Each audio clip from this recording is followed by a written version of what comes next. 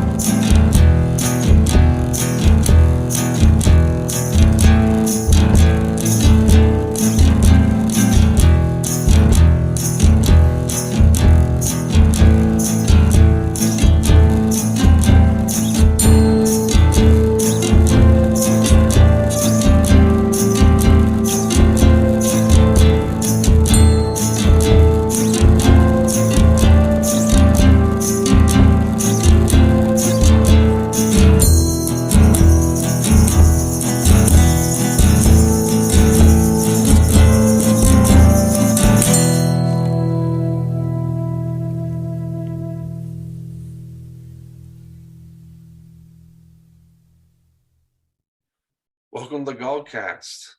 I'm Artocados, I'm Brenna Gara. and we had a great we have a great episode for you guys because I got to sit down with three members of the Sapanioi Roti tradition, Nertatis, Artua, and Junertos. This was a second try because the first time I tried to just talk with Artua and Junertos back when Ricky was my temporary host, and because my computer was, I don't know if it just was missing an update or whatever it was, but it froze halfway through the interview. So the first 40 minutes were completely lost, deleted. So I finally was able to reschedule and sit down with those guys. And then we had Nertatis, who's got this amazing deep voice. So yeah, it was a good interview. But first, because it was just me, Renagara was not able to make it because you are a creature of the night. So I can only schedule that during the day. I am a creature of the night. So before we get into the 12 to 15 hours ahead of us, I think. Yeah. I think Junertos is that was the tricky one, was trying to get him back on because he's over in Australia, I think Tasmania specifically. Really tricky trying to organize with that guy, but it was all good. We had a good interview, and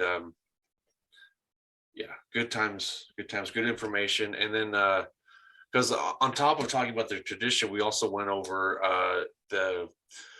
how they develop their rituals and prayers and devotion, and how going through how they do it, it kind of sets a blueprint of how others could apply it to their practice and whatnot. Great. I'm looking forward to listening to it. I'm sad I wasn't able to make it, but unfortunately, being a creature of the night, daytime stuff is difficult for me. Yeah. It happens. But I am looking forward to hearing it. But before we get into the interview, might as well just knock out the next Cenobes's Bolgon virtue, which is do no evil. I'll read the thing from their site, which is: just as the Belgae were comprised of many different peoples, so too should the modern Bolgoi abhor. I don't like that word. Abhor discrimination based on race, gender, sexual orientation, or any immutable characteristic. Those who speak ill of the gods and do not pay them the respect they are due are not to be considered Bolgoi. Those who evade their responsibilities to their comrades, family, and to their personal goals are likewise not to be considered Bolgoi. This one is it actually kind of goes with the interview, which is because what I'm reading here is something that I've noticed in a lot of the Gaulish traditions is kind of the social justice and just standing up against things like racism, white supremacy, uh, homophobia, transphobia, just all of these nasty, horrible things that are sadly still kind of creeping around our society. Well, there's two separate sections to this. There's the first part, which is the discrimination being something that's not tolerated in the Volgoy, which I love. Of all of the modern Gaulish customs that we talked about or talked to, is that they don't discriminate based on anything like that, which for me is a big deal, being both queer as all get out, and gender fluid. So I appreciate it very, very much. It makes for a much more safe and comfortable environment. And I think that that's important, especially when it comes to something as intimate as religion and faith. Absolutely. And even on like the Tautogalaction and Gaul chat on Discord, because I'll go through there and I'll go through the introduction and see, just kind of see who where and who are. Honestly, because I think I've said it before, like I like to go through there and see who has joined that server after listening to us. But another little neat thing I like to do is because in their introduction, they are required to at least give like the general area where they're from. And I've noticed a lot of folks in Brazil have been joining, so that's a really cool thing to see. Just sweet. Yeah. I know we've got a couple people from Puerto Rico, and by we I just mean the Gaulish polytheism in general. Yeah, there's Puerto Rico, Brazil. Just it's really cool, and I like that there's no gatekeeping about where you're from or anything like that. But to your point, you did, the second part of this is just, I guess a word to describe it is like blasphemy, just speaking ill of the gods, which I have personal experience why you don't even want to make jokes. So before I get into that story, your thoughts on the second part. So I really like this a lot. We're going to break it down a little bit while we talk about it. Those who speak ill of the gods and do not pay them the respect they are due are not to be considered Volgoy. So I have I'm of two minds of this. Let me just re-embrace my English language that is my native language and I'm failing at. On the one hand, I really love that because we shouldn't speak ill of the gods. And we shouldn't disrespect them and not give them the respect that they're due. On the flip side, this is a very strict way to kind of like shove in not being able to make jokes or in good humor things about jokes about deities and whatnot, which for me is very frustrating because I come from a Celtic pagan background, like a Irish Celtic pagan background, and I don't know if you know any Irish Celts, but literally their entire mythology is just stories about stupid crap their gods have done. And they have a sense of humor. And I think that, like, for me, we have to remember that they have a sense of humor. And that it's okay to lovingly tease or lovingly just kind of joke about, as long as it's done in a manner that is sincere and that it is coming from a loving place and not a spiteful demeanize. No, that's not the right word. Demeaning. There we go. There you go. You got it. As long as it's not coming from an actual demeaning place, because you can't look at the history of any religion and not just be like, what were you thinking in that moment? Like, where did you go from this lady's pretty to I fell off a horse fighting a war and landed on a crow and then fell down a river? Like you can't not look at it and just be able to be like, well, there was a choice made there. Yeah. And It, kind it of laugh about it a little bit. yeah, and it, and like you said, like yeah, thinking about a lot of Irish Celtic mythology, yeah, there's a lot of jokes that are kind of like written in there, and a lot, honestly, the same thing could be said with Norse mythology, which is where I kind of started. Was a more Norse or Germanic background, and yeah, there's a lot of jokes built into that mythology as well. But I actually have, so earlier on when I first got into paganism and polytheism, way I think this is well before I even knew that there was a Gaulish community.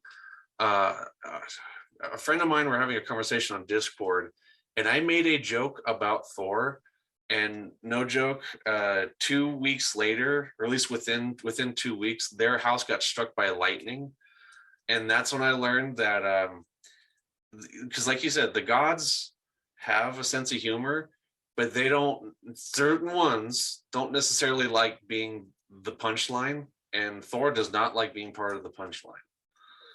There is well, it depends in my opinion. Norse have some ability to joke a little bit. The Hellenic crowd does not. They do not have that teasing sort of relationship with their deities.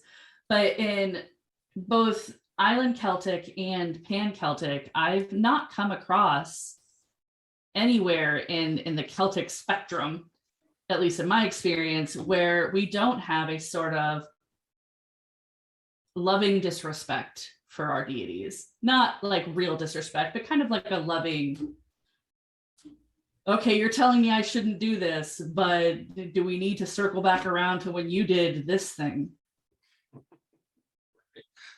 I get what you mean. Train Yeah. of thought here. This was a train wreck. You're telling me not to do this thing. Yeah. And so there's sort of a sort of loving disrespect to having deities that did sort of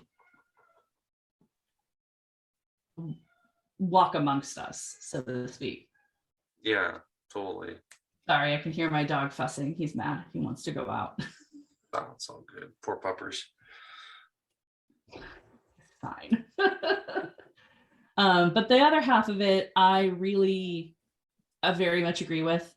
Evading responsibilities to your fellow Bogoi, to your family, to your personal goals, things like that, is dishonorable, to put it in a very blunt sort of fashion. And so I do like this particular one, I agree with strongly, but I also kind of shake my head at a little bit, but just that one section. And that may be coming from my background for Irish Celt background, for faith, but and perhaps the fact that I've got two very Irish deities that I worship. So it's 6-1. I do really agree with it. For the most part, I very much agree with it. Yeah. Now that I've rambled a little bit. That's all good. It's I think like the key thing with our spiritual path is that it comes down to personal experience, because you like you said with yours, a lot of the insular and the Irish Celtic deities are a lot more good humored, whereas with me it was mainly Thor. I've made jokes about other deities and like not really had an incident, but I think that's kind of the thing about building relationship with certain deities and kind of getting to know them. Like I know Thor likes a good joke, but from my personal experience, he did not like being the punchline of a joke. And actually the joke wasn't even that good. I will not repeat it here. Basically, it was like a poor joke. It was a poor joke from like a really bad roast. Yeah, it all comes down to personal experience, but as long as you're not like openly mocking, I think that's kind of what the the Bulgoi virtue, yeah, Bulgoi virtue is here is that as long as you're not openly insulting or mocking, um, if you know if it's just like if it's like if it's all in good fun, if it's just good humor, like like you would joke around with like a close friend or a family member.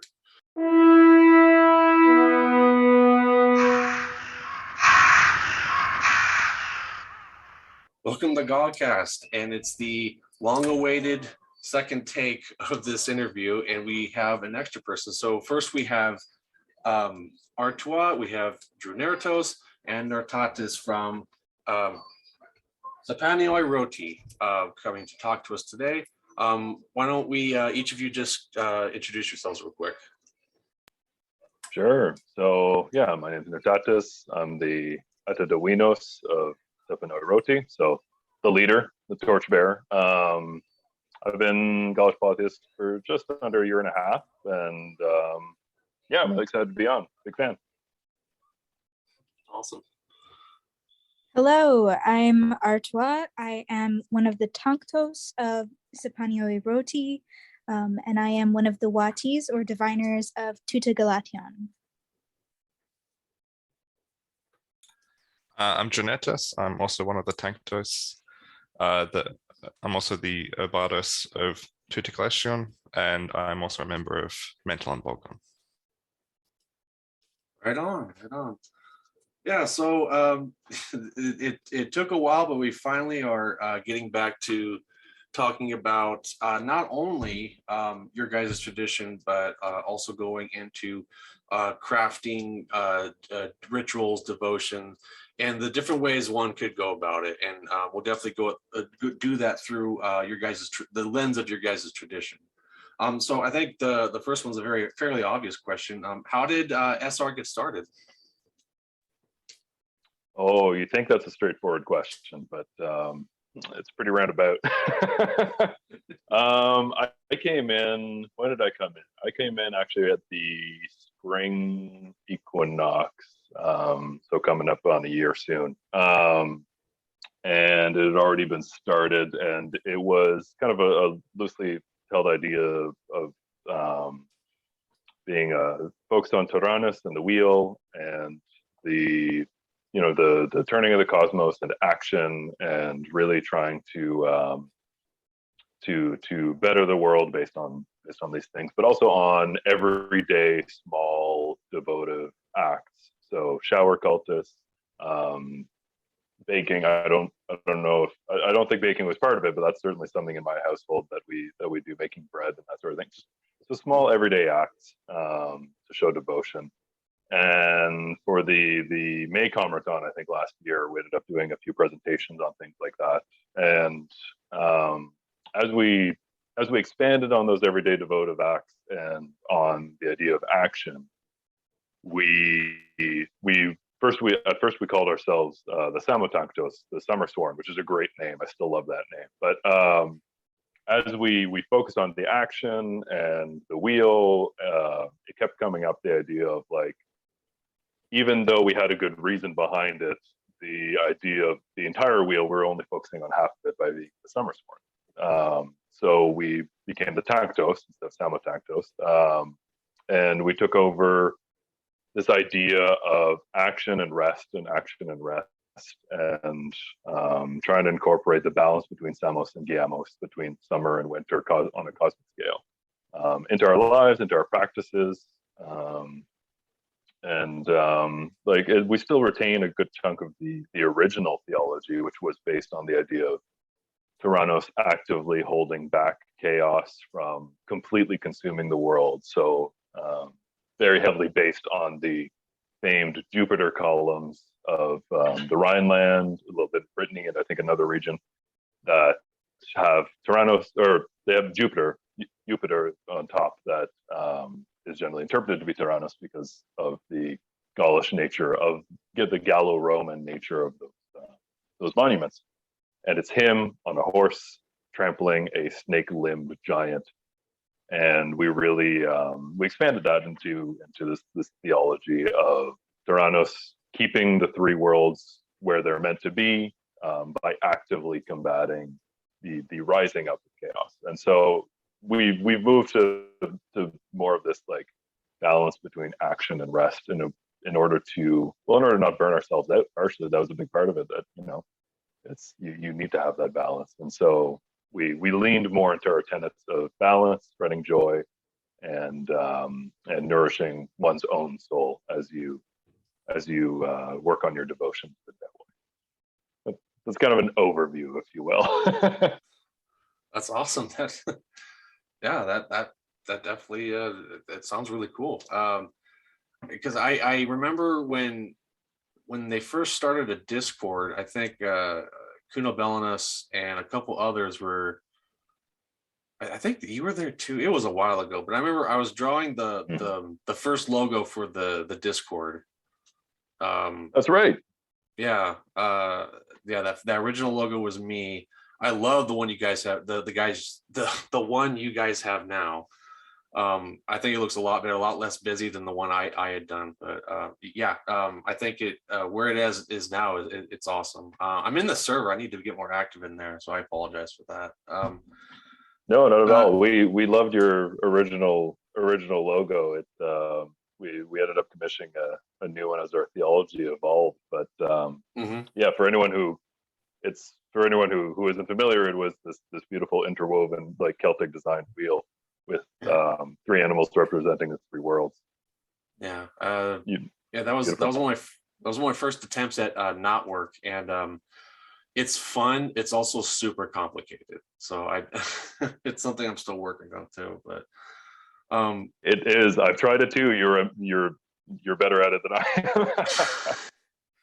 It took a lot of tries. There was a lot of eraser marks on that page. But last time we talked, Drew Nertos and Artua, you guys were in something, I think you called it the House of the Bull, and that kind of got mixed in with SR. Is that correct? Yeah, I joined SR about 3 months ago. And I was coming to a point in my practice where I didn't want to keep compartmentalizing everything and having, this is for this tradition, this is for that, this is for that.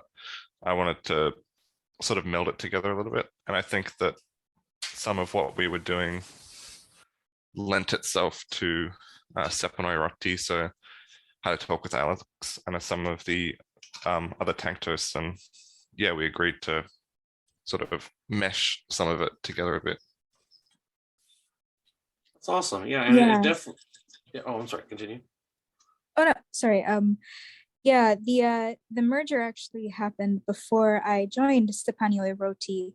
But once I became familiar with it, it was like, oh, this is such a natural marriage, because it does have a lot of common themes viewed from different perspectives, specifically the seasonality of House of the Bull of Beros Etidros. I think I pronounced that right. Combined or against the balance themes in Sepanioi Roti. Awesome. Yeah, and I remember when I vaguely remember when you guys were on your last explaining it to me, and hearing what Sepanioi Roti is now. It does sound like it was like a match made in heaven type of thing. Yeah, I think that we really fed off each other, and I think part of it too is that I'm going to say BBD and SR keep things easy for ourselves as we go ahead. But BBD became TR, Tegos Runos, if I'm not mistaken. But it was kind of this like, my practice is I don't necessarily invoke a lot of Roman deities or Gallo-Roman deities together as much, but I kind of like Gaulish Mercury is a big part of my practice, and a huge project for me has been looking into Gaulish Diana and trying to I'm kind of spreading out there. And so the idea of having the Gallo-Roman side compartmentalized and then the Gallo-Brittonic side compartmentalized, like Gernetos would say, it just felt like we were kind of pushing things into these different boxes when we're all working on the same stuff. So it felt good to bring it all together and to combine it, and we can also then rely on each other's strengths a little more without having to. I think Generto is more than happy to hand over some of the administrative stuff to myself and Kuno. Yeah, I mean, I'm kind of the same boat. When I was, before BNG, which is I'm one of the founding members of, trying to like kind of figure out where I am. So I definitely relate to a lot of that. Speaking of Gaulish Diana, the Helveti had Andarta is someone you may want to look into. Just throwing that out there. It made me think of her as soon as you said Gaulish Diana.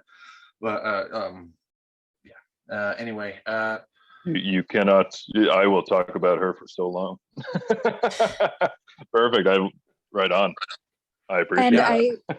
I could be wrong, but I believe someone on this chat is actually working on an article on Andarti right now. Oh boy. Yeah, but what isn't Generto's not working on? Those too many negatives. But anyhow, that boy does too much. Too true. I feel you, Drew. I'm constantly giving myself extra jobs and hobbies, and just, yeah. I'm slowly experimenting with making because I've gotten into Dungeons and Dragons, and I'm slowly making a Gaulish inspired Dungeons and Dragons adventure because I don't have enough to do. Oh, bud. Oh, we should talk.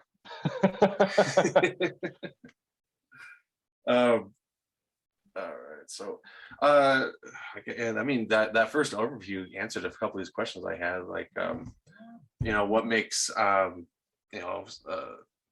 Sapanio Roti kind of different from the other traditions, but I think you already answered that already. Well, I can get into it a little more. Go for it. Like we can dive deeper into these things. So I mean, a big part of it was that when we started talking about the theology of being active and trying to change the world and this sort of thing, is that when we went to make our website and to try and pick a direction for what we're going to do, that we were essentially like, we can't talk a big game about being active in the world and in our communities and then not actually do stuff. So when we set up how we would function, how we would act, we came up with this idea of it's hunts and feasts is how I describe it. So Selga and Samaros. Samaros literally meaning summer fallow. So it's time when you're resting after the harvest and when your fields are growing back in ahead of the fall. So it's this idea of these periods of activity based on the mythic hunts. You especially see it in Welsh mythology, but you also see it in a lot of the art from continental Celtic societies. It's actually pretty similar to the Cavalier d'Engufed, the Jupiter columns of the rider on the horse charging down a boar or what have you, and it's very tied into that order succeeding over chaos so that society can thrive, so that art can thrive. It's very tied to the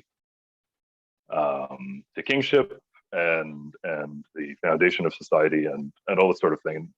So it was just this idea of us collaborating and coming together and trying to affect change in as meaningful a way as we can achieve. We won't always be perfect in that regard, but trying to come together and at least move towards a goal together. So our first Selga is going to kick off on February 1st after our Ios Gigantia ritual. So after this episode, before this episode comes out, I mean, we'll have kicked off by then. So it's in full swing now if you're listening to this. But we're going to be focusing on a value. We were trying to figure out, do we focus on like a particular form of activism? Do we focus on how do we resolve this? But we're pretty scattered across the globe, and a big part of being active in communities, being active in your community.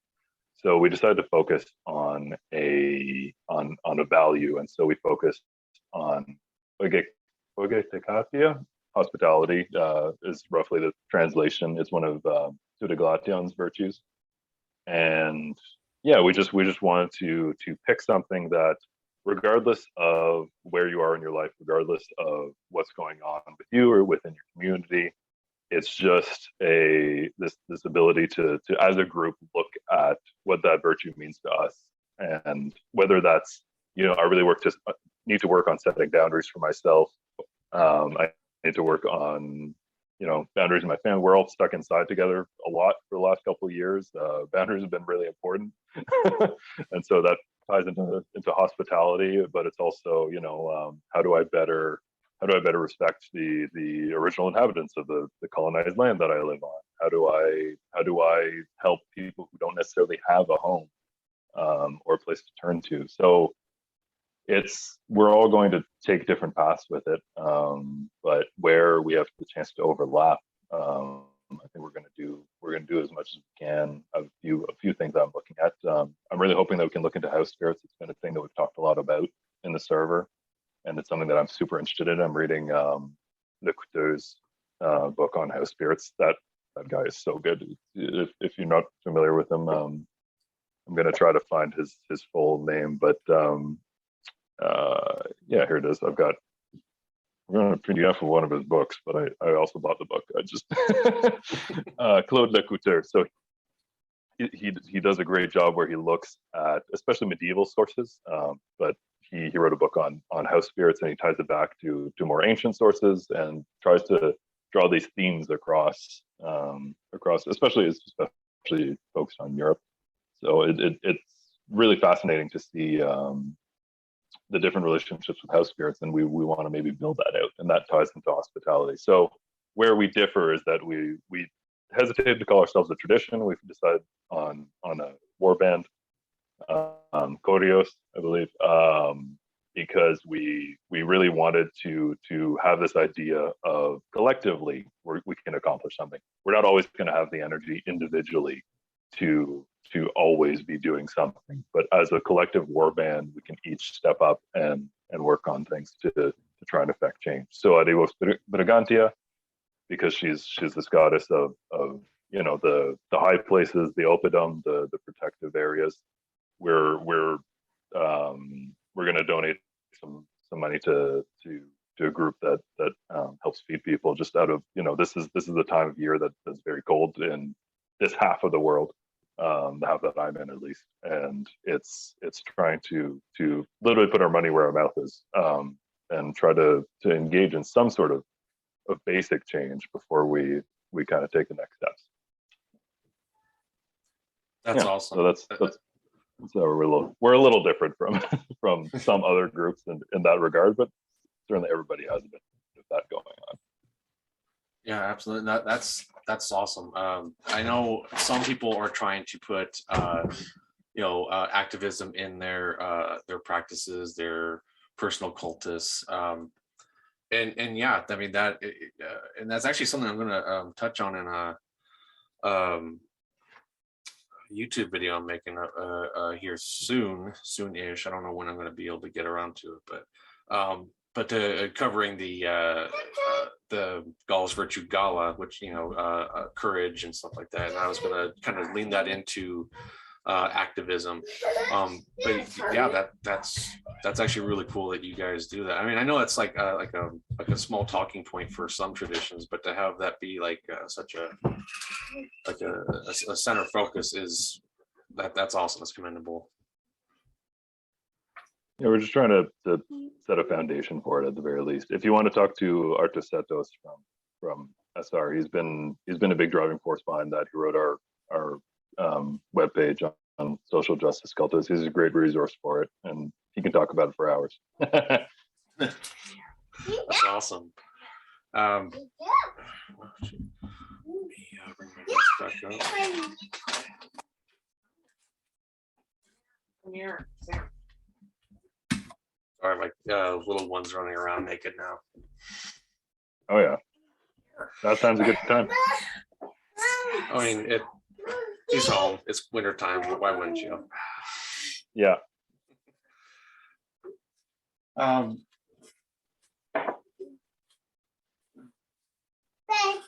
So we're going to kind of shift into because you guys are probably one of the younger traditions within Gaulish polytheism.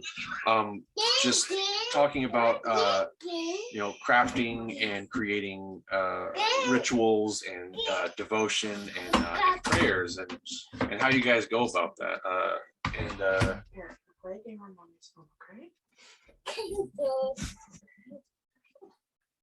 Sorry, these are old notes I'm going through. That's all right. Yeah.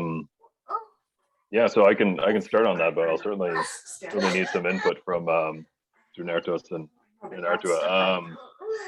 So with SR, I ended up trying to write our ritual format pretty early on, and I'm pretty new to polytheism and paganism and the whole 9 yards. I came in from an ADF side, and I mean, grew up in a roughly Catholic family, so like big long rituals. It feels right. Yeah. But we've kind of pared it down. But what the direction I took when I started working on it was really looking at the evidence towards Gaulish cultic practice, and I really got interested in the Romano-Celtic fanum, or the temple. That what it is that it's this core space that in Latin they call a cella, with a door on one side. Every source I've read seems to put it in a different direction. That they're like, oh, it's usually east or south, but no one seems to necessarily agree on it. Maybe I need to dig in a little deeper, but I didn't end up settling on a direction for that. But it has this covered area built around it traditionally, and what was really interesting is that it's generally believed to be for circumambulation. So for a procession around the outside of the space, and I think that's certainly part of it. But I read an interesting article where someone in the archaeology world put forward that it was also likely a place to put votive offerings, that the covered area and some of the other evidence around it may have been for people to come and leave offerings either before entering the temple or just for everyday offerings. And so looking at that kind of tied into the idea of invoking some protective deities going into it, and kind of that was an early starting point.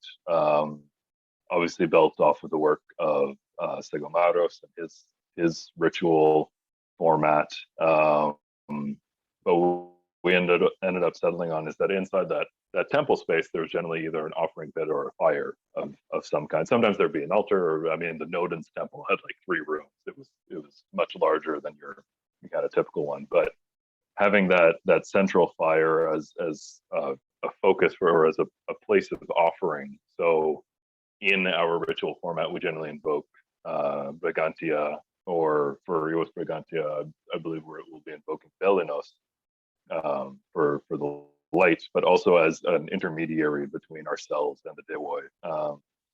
So that it's something that comes up in the idea of a gatekeeper, and in Segomaros's ritual format generally invokes Kernunos. But for us, we ended up going more of like more of this protective deity that helps form that connection, and especially Brigantia, who we see as this goddess of the oppidum, of the signal fire, being the in between us and Uranic forces, I suppose, but also we're not necessarily like locked in on an Uranic sonic divide. So the idea of the smoke and the fire and the light all helping connect us to the Dewoi. And we also ended up locking in on the ancestors, which Genertos, you can jump in if you'd like, or I can I could keep talking. If I see your mic on mute, I'll shut up. But for the Seni-Saminos, I believe it's more of a Brittonic word for ancestors, and it refers to a collective of ancestors. I don't recall the exact wording, but we invoke them with every ritual, just because they're a very core part of our practice, and incorporating them into our everyday rituals. And the other element that has carried through from the beginning, from when I had this longer format spelled out that didn't necessarily survive, was of drinking to kind of seal the whole deal, just because became very interested in Reinventing, or I don't know how to pronounce it because my Greek is non-existent, but that there were these drinking vessels that were found across the European world, the Iron Age European world. And in the Gaulish world, we have less evidence of them, sort of, but it seems to be leaning more towards perhaps things that didn't survive the archaeological record. And we do certainly see, there's a very famous Hallstatt burial. I don't recall exactly which one it was, but where he had like 9 drinking horns on the wall, and the wagon, which ties back into the wheel, of course, with the wagon wheels. Just as a way that the horns and antlers, I had a whole talk about it. There's a YouTube video on the Tutaglation page of me talking about horns and antlers as this connection to the Dewa, this protective sort of forgetting the term, but this protective element to them, but also this intermediary between ourselves and the divine. And so drinking a horn of mead or water or what have you in order to seal it, seal the whole thing. And so I've incorporated that into my daily ritual as when I take my medication. I drink the water that I use for my ritual, and I wash down my medication. And so it ties into that everyday little acts that tie into our actual daily rituals that aren't necessarily votive, but that we then move towards incorporating the Dewa into them. So those are some of the key elements that I built up, and then the rest of us are either built on or tamped down, because I was getting pretty carried away, and it was going to be a 45-minute daily ritual. But I'll hand things over to either the rest of the crew if you want to add on that, or because that was just a bit of the background on it.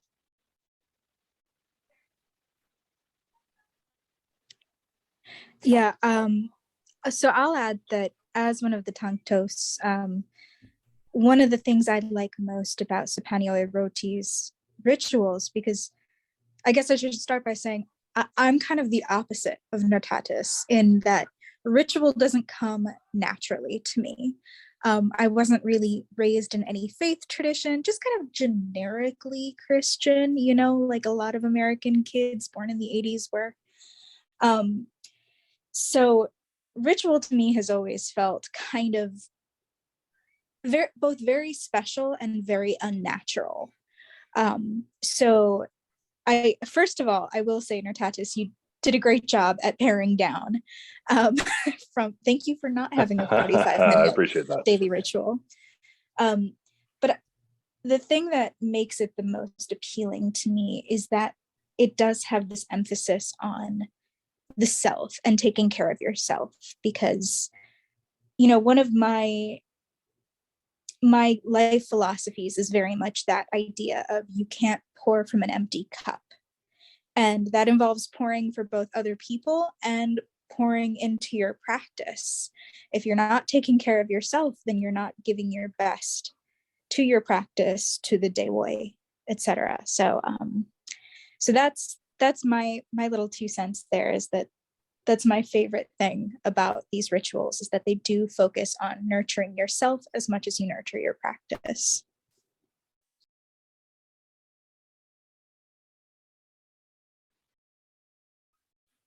Yeah, that's awesome.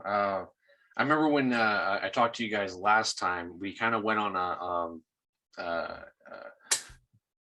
discussion where because I know Drew Nertos and you Artua, you kind of were on like Drew Nertos, you're more about like, you know, writing down the ritual or the prayer or what it is beforehand, kind of like mapping it out. Whereas Artua, you're more like me, where I kind of like do, like I perform it in the moment. I kind of do what feels right, type of thing.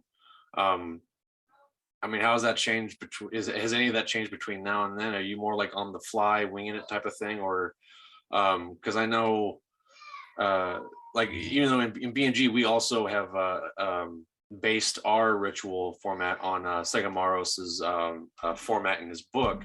I still kind of do things on the fly though, when I try to do just small little rituals throughout the day. I try to do it, you know, based on what we've come up with, but it's very less formal, I guess. Is the best way I can describe it. I mean, are you guys still very much like that, where just you like to, you know, write it down and go by the book, or are you more or art, are you still kind of like winging it type of thing? I would say that I probably wing it roughly a little bit more. Yeah, I follow a set sort of structure. You know, where I call the gods, I give some epithets or kennings, I ask or thank what I'm going to do, and then give my offerings. But for holidays, I do usually write out a ritual and I just perform that ritual as I've written it. But daily, I sort of just pray to whoever I'm feeling like in the moment. Yeah, I think appropriately, we've probably both found a little bit more balance in our ritual practices. And, you know, Drew, correct me if I'm wrong in saying that, but I still operate mostly on the fly. Not even so much on the fly as instinctively. You know, it's thought out, but it's not thought out in advance. It's very methodical in the moment, letting my gut lead me, letting my guides lead me. But I do operate a lot more within the framework of the rituals provided by Sapanyo Roti. You know, start with the cleansing, then the sanctification, a sacred fire. There's the workings, the invocation, and the closing. I think I mixed up the order in there a little bit, but that's, you know, it's a fairly simple recipe. It's a little bit like cooking. Once you know the rules, you can improvise a little bit more. So I didn't notice if you got them out of order. So, but I'm still learning the rules of cooking, sadly. I'm bad at that improvising. I am someone who likes having things written down ahead of time, but I ended up, since I know the format a little better, having worked on it and tweaked it, I ended up freehanding one for the for Guillemolitis, and that ended up being a really intense experience. That was very rewarding. So I think I have it in my future to freehand them a little more, at least when I'm not on camera. The one on February 1st, I've got that one written down. A little more, less room for pauses. But even in my daily ritual, like I have kind of a script that I'll follow. But today was kind of a weird day, and I just kind of stopped and spoke from the heart a little more than kind of my usual script. So I've also been trying to find a bit more of a balance between the two. And paring down the length of the ritual has certainly helped with that. Yeah, that's kind of the lesson I had to learn too. Because when I first got into polytheism, I actually had a little journal where I would try to write things down, and yeah, it got very drawn out, and it was difficult to do on a daily basis. Then it turned into just full on instinct. I just did what felt right.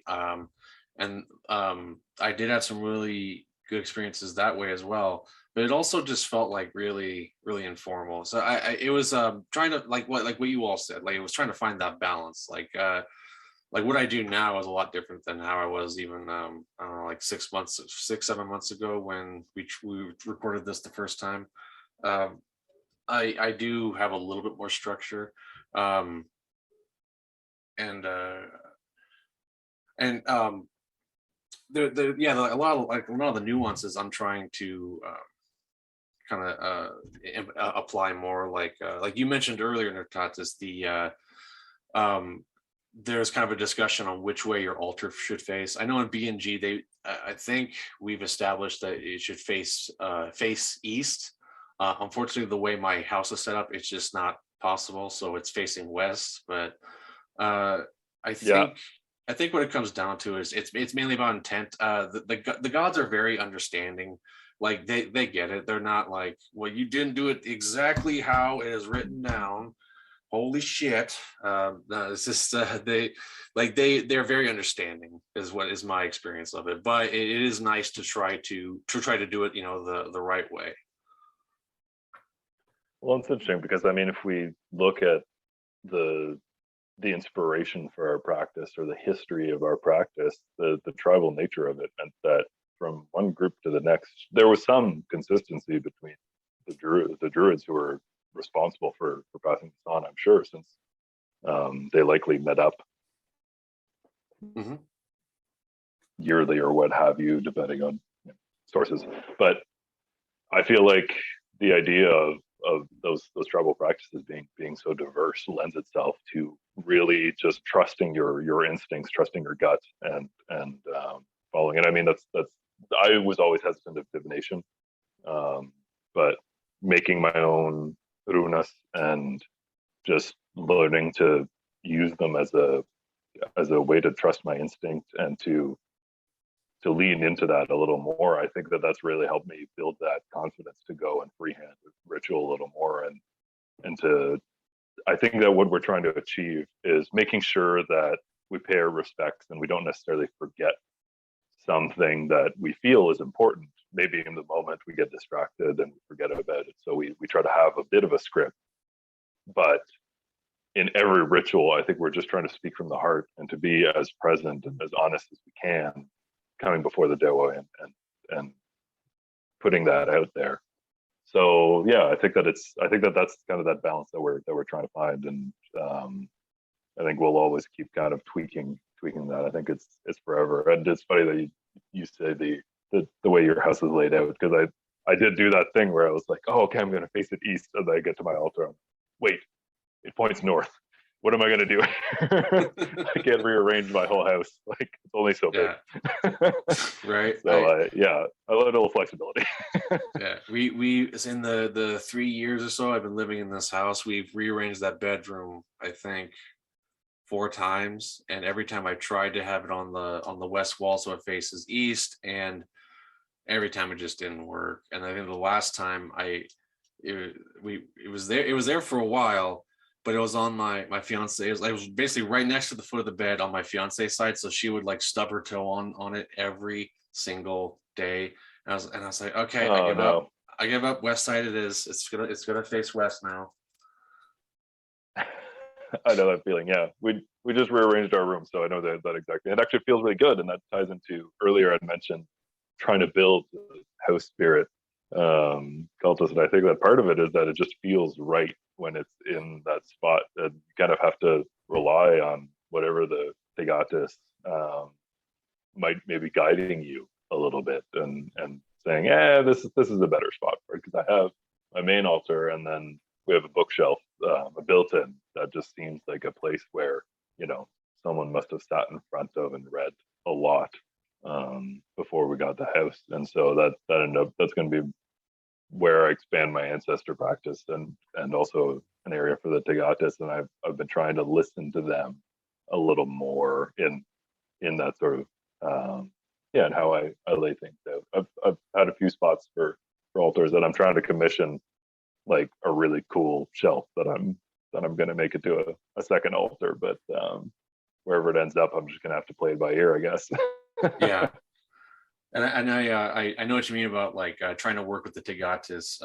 That's actually I'm on my altar. I made a little by made I went to Dollar Tree, found a little like birdhouse, and I kind of modified it into like a Tagatis house as kind of a, because I you know I trying to do something to kind of appease that spirit. And and yeah, they kind, you know, they essentially run the house from my experience. So yeah, it is something I kind of forget, like, okay, you know, yeah, after that last time, you know, reorganizing the room, and I was like, okay, it's just gonna be here, I guess. This is where the altar needs to be, is on this wall. So Yeah. I know we're going down a tangent a little bit, but it's funny you mentioned the house, because I did a ritual to Nensuelta at one point, who isn't necessarily a Dewa who I'm devoted to. I've done a handful of rituals to her, and my wife went to IKEA and found this little metal house that's a little tea light like holder, and it was perfect. You put a little thing of incense in there, and it comes out of the chimney, and it's just perfect. Like, it just works so well. And I know I didn't really settle on a relationship with Mendes-Welta, but I had it on the shelf and I was looking at it, and I was like, "Oh, this is perfect for the Tagatis. Like, it's a little house. Like, that's exactly what it is." And no one seemed to mind that, you know, borrowing it from its original intent. And so yeah, I get it. It's nice to have that little iconography, just saying, "You guys are in charge of this." I had a problem with my house where I was getting really frustrated. And I think I said out loud, like, "Oh, I hate this house." And I immediately felt so much regret and just went and apologized and made an offering to the Tagatas. And I think we're cool. I think we're good. But I immediately was like, "I don't mean that. I'm sorry." Because it, Yeah. you know, was like, "No, it's me. It's me. I'm sorry." Yeah. I same thing. Like, I'm just getting frustrated because the dishwasher and dryer are acting up. Like, I had to replace the heating element for the second time since I've owned this dryer, and just things like little things like that just makes you go, I hate this house so much. And then yeah, I feel guilty. It's like, well, I don't want to, like, the house is a pain in the ass, but the spirit, like the spirit of the house is cool, you know. Yeah, they're trying. They're trying to keep the place running. They rely on us to do the work. Exactly. Yeah. Well, it's interesting because part of that house birds book that I was reading from the Couture, I think it talks about, or maybe this was a rabbit hole that I went down, just the idea of that homes for so long, they were built to last forever as long as someone was taking care of it, and that as you moved out, it would immediately start to degrade, and so you had to take your house spirit with you in a lot of cultures, or set it free. But so there was just this idea of tying into the SR kind of theology of constant, not constant action, but of keeping that wheel turning, of just a little bit of work constantly to make sure that the house is maintained, goes a long way to keeping that relationship going. Yeah, that's a neat idea. I never thought about, like, you know, taking the house spirit with you type of deal.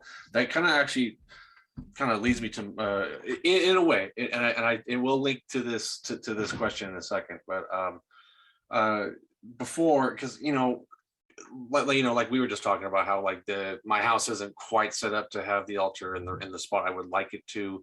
I know for other people, they're living in apartments or they're living at home, and you know, maybe like their family aren't really aware that they are, you know, practicing paganism or, you know, polytheism, whatever you want to call it. I know some people, like, they get iffy about those terms, but like I've worked on commissions for people who they want to have a Delwa, an idol to work with. They just don't have a space for it. So I that's when I developed the little like the little minis, the little 3-inch figures that I made. So I know some people have, like, the travel altars, like, where they make them out like an Altoids can. are there any other ideas that the three of you would have for people who need to like do like maybe a travel or an improv or like a kind of discrete kind of worship area? So I actually have a lot of thoughts about this, having come to polytheism initially from the witch community. And of course, a lot of people currently getting into witchcraft, whatever pantheon they may adhere to, they tend to be very young right now. There are a lot of people who are still at home with their parents, are living with family, people who maybe aren't so supportive. So there's been a lot of creative thinking about how to function, quote, in the broom closet. And I think a lot of that translates really beautifully into pagan polytheist kind of situations. So obviously the small Delwa that you offer, something like that is ideal. Also the idea of little figurines, you can find little ceramic, plastic figurines, anything. If you worship, say, like I venerate Sirona, so I could always find like a little plastic snake, that just looks like a toy, right? It just looks like even a snake bracelet, a snake charm, something someone could keep on their dresser, and it would just look like part of whatever they have. In terms of other things people keep on their altar frequently, of course, we see like candles or incense. And I always encourage people, check out, like, for the Americans out there, Bath and Body Works always has a ton of sales with those little one wick candles. Pick one that has a scent you associate with that deity. Your kind of judgmental roommate is not going to question why you have a vanilla bean candle on a counter in your room, right? They don't know that that's what you're associating it with. And one of the things I always suggest, if people are into plants, I find that keeping plants is a really nice devotional activity. It's a little bit less traditional, but it's another thing that no one's really going to question why you have a house plant. And if you care for that house plant as an act of devotion, wherever that house plant is becomes your altar. You can put a piece of amethyst in there and say you saw it on TikTok, right? No one's going to think, oh, this is obviously an offering to the house spirit that lives in this plant. They're just going to think, oh God, why are they watching so much TikTok? Like, so those are some of my suggestions. Yeah.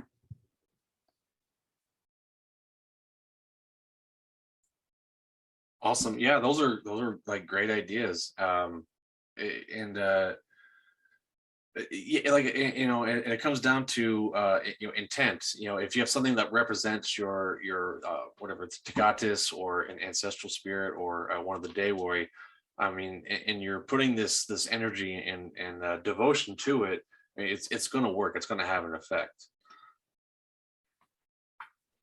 Yeah, that was good to listen to, because I actually, over the summer, I had to leave our home and leave my altar behind for a little bit, for a while. And I say that I chose wrong in terms of what I brought with me. That it felt wrong. Like it felt like I lost some of the connection that I built by building my altar.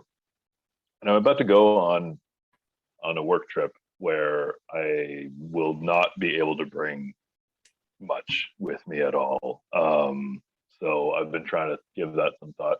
Renatoris did send me a little stone that's a Renus Pater idol, because Renatoris is Exactly the #1 spokesman for for Renus Pater. And I don't necessarily have like huge connection, but it's a really handy little travel piece that I was saying, the fire, we asked Brigantia to pass our prayers to the Dewa. I could see Renus Pater being asking him to be that intermediary for me if he would. So I might work on that a little bit leading up to making that choice. I also have some runas that I'll be bringing with me. I've carried some on me in the past as a way to, so that I don't necessarily have them out, but just have them on my person. And that's been a good connection. I pulled some runas ahead of something a very important event for me, and carried them on my person during that event, and it felt right. So I'm going to probably do that as a way of, ahead of a trip, ahead of a journey, if you will. But otherwise, I also now finally have a wheel to wear, so I'm looking for that's going to be my main piece. I'll probably be putting all of my energy into that one to carry with me. But at the end of the day, like they're things, but they have the meaning to us that we put into them. And yeah, like I really believe in using everyday objects if you can, and just if you feel that connection, like Arthur, you said, little plastic toy snake is absolutely, like, it's such a good way to bring Serona into your altar. Like, I mean, I was going to say you're not going to have a live snake, but I guess some people might. That'd be pretty metal. That'd be a hell of an altar. I have friends who have snakes. I should ask them, but yeah, it's just little pieces. Like, I've got little feathers stuff that I might consider bringing that I've just collected, and that means something to me. So those might be pieces that I bring with me, and that would be pretty inconspicuous. A pretty feather isn't necessarily going to raise any eyebrows. I guess depending on how, on where you are, I guess, but Well, and another thing that I always recommend that actually may serve you really well, Nartatus, in your travel, is not to overlook the importance of something that's homemade, in terms of like something that you draw or you write. So even taking a little slip of paper, something the size that you could easily keep in your wallet, and drawing a sigil or a rune, or a few lines of poetry, if you're really artistically inclined, like our lovely host, even drawing the deity. And that can be slipped so easily into any book nearby. It can be slipped into your wallet. It's the most easily transportable thing. And then if you make it so that it's like a little tent, you can even stand it up around your altar and have your little paper delwas there with you wherever you go. great idea. That's a great idea. I might have to do that. Yeah, right on. You've gotten the creative juices flowing there. I've got a few ideas going already. So awesome. I love it. When I think less than a year ago, went on a family reunion to Yellowstone, and only a handful of people in my family know that I am out of the broom closet. The rest of them are a little judgmental. So, but I didn't want to, like, leave anything behind. So basically, I made a kind of a travel bag out of a tool bag. My family knows that I carve wood and things like that. So it was very easy to kind of slip under the radar. But like in this tool bag I have, I was able to fit my tarot cards, my runas, some incense, and when I got there, after we set up the tents and all that, I found a small stick, and I just took the bark off of it. I took a Sharpie. We didn't have any power for me to use like a wood burner, and I drew a couple runas. I drew a face, and I made that like a little like it's not Tagatus's house spirit, but like spirit of Yellowstone itself, kind of. So I just made like a little Delwall right then and there to kind of honor the spirit of the forest. And the first day we got there, I did like just a quick impromptu like ritual / prayer. It was very informal, just for our safety and our well-being, because Yellowstone is a very dangerous place. Actually, I might have it over here somewhere. where is it? Where is it? She's got it here somewhere. They actually at Yellowstone they actually sell this. It's a book that documents all of the ways people have died in Yellowstone. Oh, nice. Yeah. Is it like going to the museum where you only hit the gift shop on your way out? Or is it Yeah, we we've looked at it on the way in, but we actually bought it on the way out. So she had something to read for the 9-hour car ride back to Eastern Washington. But so we were very aware how dangerous it was. We just didn't really know the details until we were leaving. We're like, holy crap, we could have died like this way, and this way. Probably wouldn't have been the most comforting bedtime reading in those tents. You would think, but my fiance and I, we love like watching true crime stuff and scary movies and things like that. So it actually would have helped her out for some reason. But anyway, but the day we left, I made an offering to this little impromptu Delwa I made, and I thank the spirits of Yellowstone for having us and keeping us safe and having no one being eaten by a bear, because there were a lot of them there, and for a safe trip back home. And yeah, so there's that experience for me. That's awesome. That's pretty excellent. Yeah.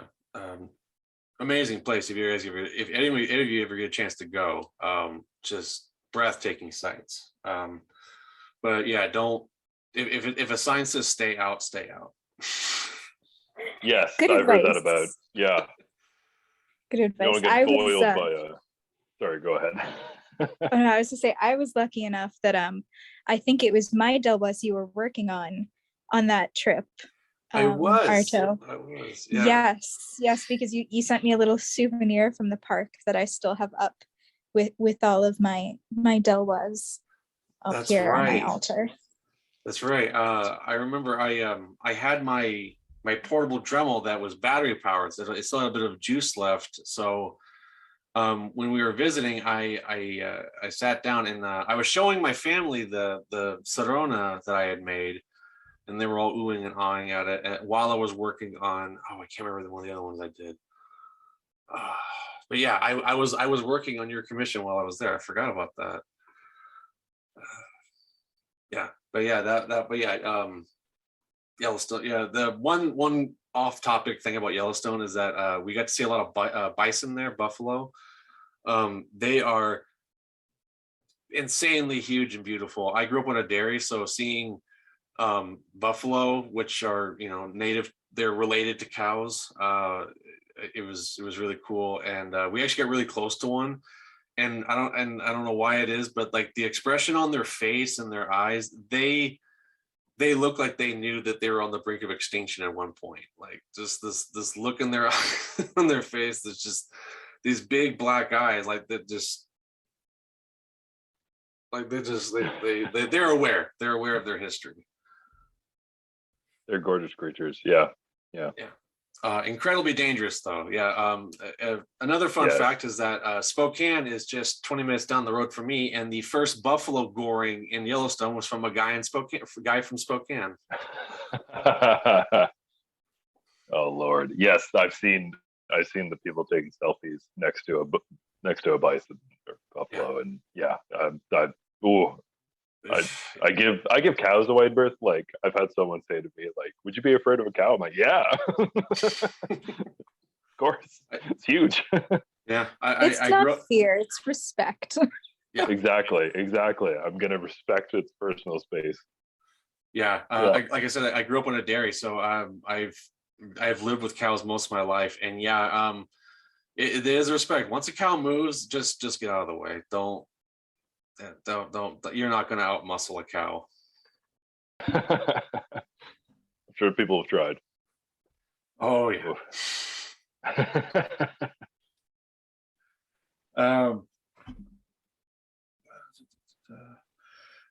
So this is obviously we've been talking about like and sharing experience about like impromptu and kind of small scale rituals and stuff. I know when I do have the time and I do like plan out like a larger ritual, I do have like this aluminum torque that I made, and a couple like pieces of regalia that I like to put on just to make it a little more formal, a little more fancy. If that's the way I describe it, as fancy. Like,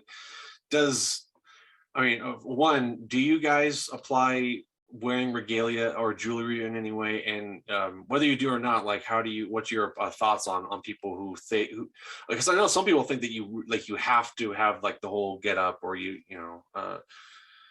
just like, what are your thoughts on like regalia and jewelry? Jewelry. Well, I have a lot of votive jewelry. I'm actually right now wearing a bracelet with a snake charm that I wear for Sirona, and a pendant. It's a river stone with a carnelian set into it that just shouted Brigantia at me. She kind of claimed that one as soon as it got here. So I'm a big fan of wearing votive jewelry, but I don't think it needs to actually be anything that special, in the terms that it doesn't have to be expensive or specially made or identical to what the ancients would have worn or anything like that. I think all of that can add to it. And, if someone wants something that's historically accurate, that's wonderful. Like, go for it. That stuff is cool as hell. But at the same time, if all you have is some embroidery floss and you want to braid together a few colors that you associate with your deity and wear it around your wrist like a friendship bracelet, that is just as valid. So that's kind of my attitude towards it. Yeah, it's I love all your pieces of jewelry and your little devotional pieces. I love seeing those. For myself, I started out with two little cheapo elastic bracelets that I think picked up online a long time ago, as part of a morning ritual where I don something to ask for the Taoist protection throughout the day. And that isn't necessarily part of my practice anymore, but it's expanded that I have a couple of like stone bead bracelets that my wife's made, a leather one that a friend made for me, my wheel that I now wear. It's just kind of expanding, but it's not necessarily part of the ritual. Those are just things that I wear on the daily. But for ritual, it's when it's just me, I'm not too choosy about what I'm wearing. I try to put on something comfortable. If it's a holiday, if I take a shower just before, I'll put on something comfortable and try to wear something relatively presentable. I do eventually want some robes. Maybe I'm just extra like that. I love the idea of having garb for ritual. It's especially when I'm doing a ritual on camera that I just feel like I gotta look the part. It's a little bit of imposter syndrome, I'm sure, but like that adds to it. But I don't necessarily have anything right now that I wear particularly for it. There's been a lot of talk online about veiling, particularly from the Gallo-Roman side, that it was part of the Roman influence that came in, and we don't necessarily know that anything previous to the Roman writings about what Gaulish ritual. Not stated, we don't know anything about it, but we don't necessarily know if veiling was part of it before the Roman influence. So it's something that I've thought about, and a lot of people say that helps them focus on what they're doing. That at the very least, the act of putting something on helps them essentially. It's the same reason that I wash my face and my hands when I start a ritual. That it's just acknowledging that that's what I'm there for, and that I think is a pretty interesting take on it, and that's something that I've considered doing or incorporating into my practice. Yeah, it's not something I've necessarily incorporated yet, but it's something that I'm really interested in. And if I ever get some robes, then yeah, I'll definitely be rocking those. But maybe that's just because I like metal a little too much. That might be a little bit of that influence coming in, I'll admit. But I think the idea of wearing something for a major, yeah, exactly. So something for a major ritual, like a holiday that has significance, head to toe, wearing something for that task. I've never experienced it, but it seems like something that I'd like to try. But I don't think it's necessary. Drew Nitros, you got any thoughts on that? Yeah, I don't actually have any jewelry myself. I don't really wear any before I became, religious or anything. So it's fairly just didn't really seem like it fit. But I recently got engaged and have been writing out and planning a ritual to ask the gods for blessing. So my engagement ring, I guess, will be a devotional jewelry in a certain way. Well, congratulations, first off. And actually, when you write like something down, like for a kind of a wedding thing, because my fiance and I are planning on doing like a small scale, just probably like her and I, maybe a couple of people, like ceremony, and I want to write out something. I'm just not sure how. I'm not sure how a Gaulish wedding would be perform. So yeah, I mean, if you got any like tips or something like that, you just like DM me those. Yeah, for sure.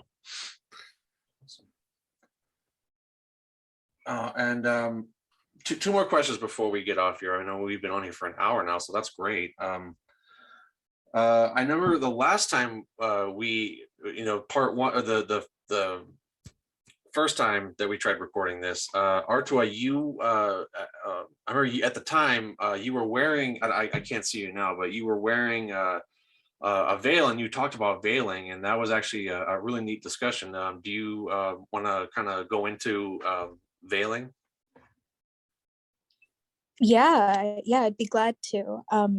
So veiling, for everyone who doesn't know, anyone who's listening, is really essentially just the act of covering your head.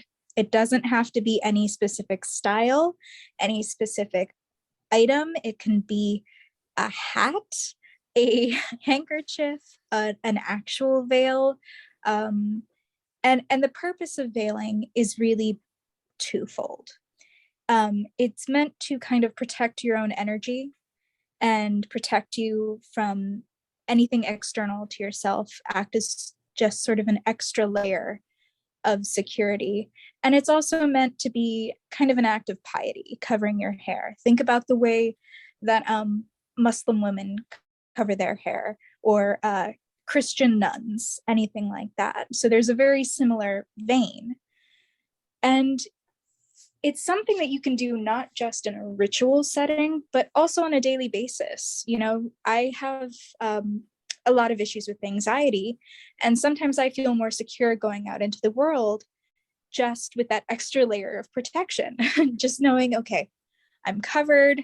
I took this moment to kind of connect to my own guides, to the spirits, to my ancestors, to the Dewoi, in covering my head and asking for their blessing. And you can use anything. I've used headbands before to veil, anything that covers your head in any sense. Again, on the topic of people who are still in the broom closet, there's no reason you can't use a decorative barrette or a hair clip or a hair tie, something like that you've put the intention into. This is going to protect my energy. Wearing this is an act of devotion, an act of piety. I'm going to, use it in that sense. So veiling is something I think I've seen more frequently in the last few months in a lot of different communities. And it's funny you say that, because since we had that conversation, I had gotten into the habit of wearing, and like my little icon on my social medias now is that little drawing of me with you do, because commonly today I didn't do it, but I wear a bandana which kind of covers most of my head, and it gets my hair out of my eyes, but I also deal with anxiety, and yeah, it really does help, in a weird way. So it was just funny because when you explained it the first time, not long after that, I just started wearing bandanas everywhere, to mainly just keep my hair out of my face. But it was really cool to know that there was a more spiritual feature to it. Yeah, and I realized that the two examples I gave historically were both female, but yeah, there's a long history of men covering their heads too, not only in liturgical situations, but think about how Sikhs wear their turbans. There's a long history of that, and whether there is some supernatural protection going on, or it's just the comfort of taking that moment while you put it on and thinking, okay, I am protected, I am safe. It's really powerful. It's a really powerful, very easy everyday thing you can do.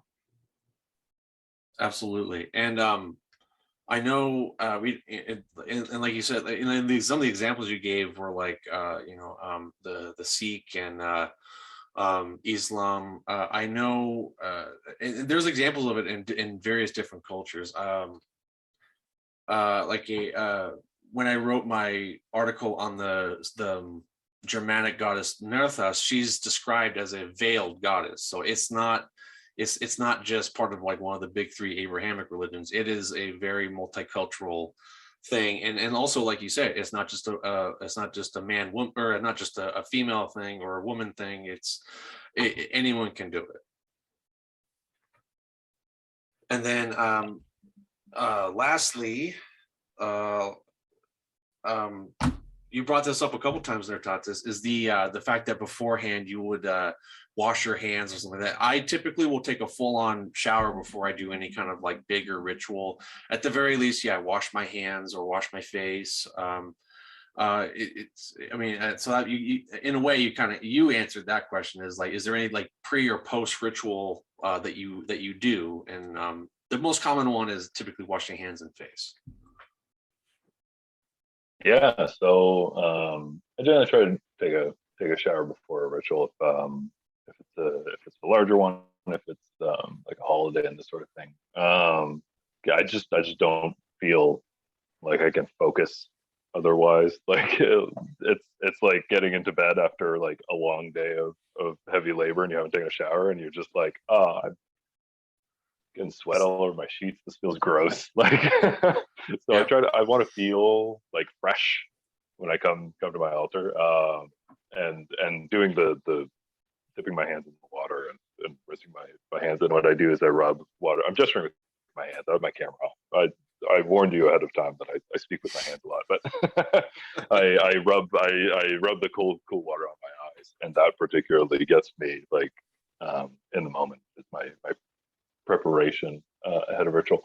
I don't have a good wind down, to be honest. Like I do the drinking the water. That generally symbolizes like I don't do it at the very end of the ritual, but I feel like it's something that is actually missing from my practice, from my format, if you will. So I'm curious to hear what other people might have to say.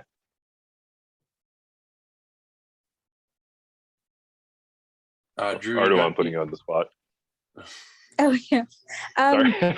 No, I actually do something similar where I find myself wanting just to drink something afterward, a drink of water, a sip of tea, something. And the more I learned, like that was always kind of an instinctive thing for me, but then learning about how feasting played into ritual in ancient times, it makes a lot of sense to me that there would be like a feasting element, even if that element is as simple as getting yourself something nice to drink, 100%, yeah.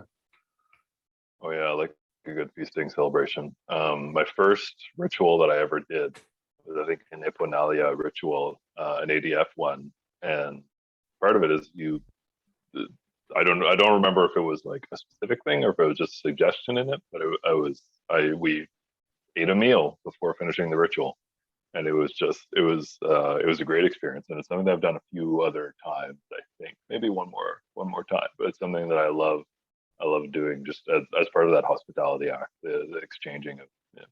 I like the idea of having a meal with the Dewa, that you've invoked them and they're there for it, and then you thank them for being there with you when you're done eating. I love it. Also, just love eating, but you know. Same, yeah. Drew, you got any thoughts before we head out of here?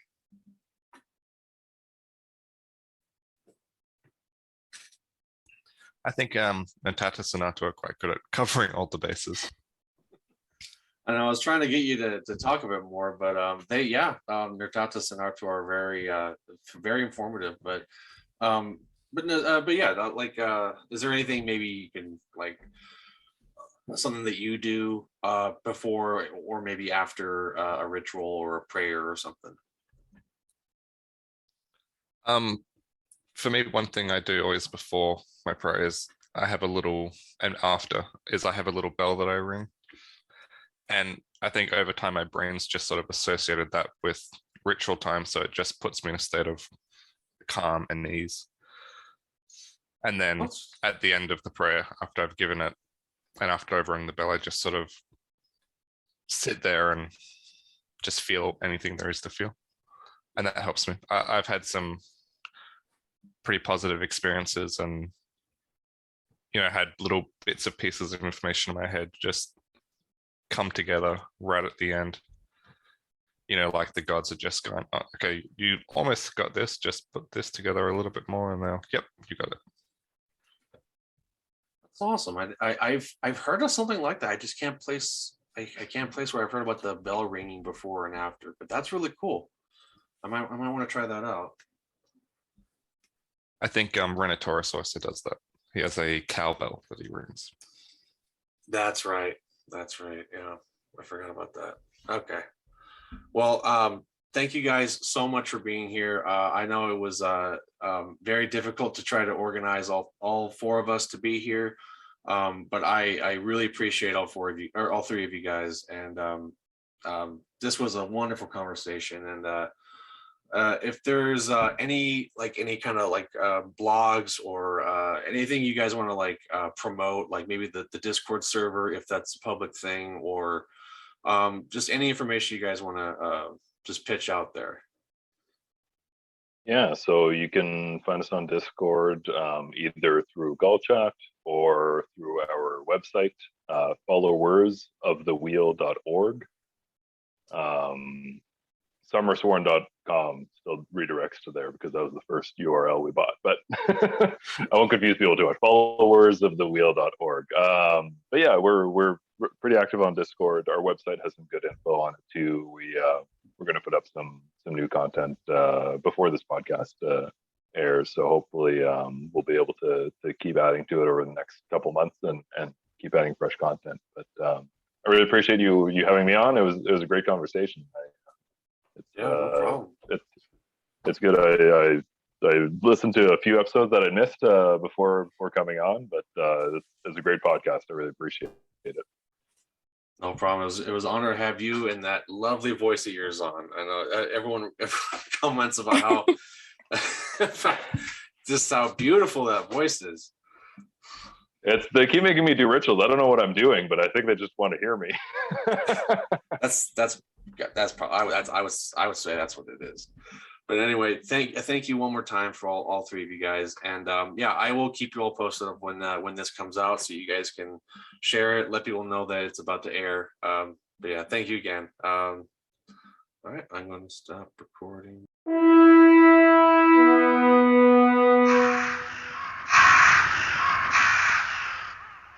Thank you, listeners, for tuning in to GaulCast podcast. We do appreciate your patronage, and we are happy to continue providing our podcast. You can find us on social media under GaulCast for just about everything: Instagram, TikTok, Our website is GaulCast.com, and on Twitter, we are GaulCast Podcast. So please do make sure that you tune back in, and thank you for listening. Thank you guys. Take care. All right.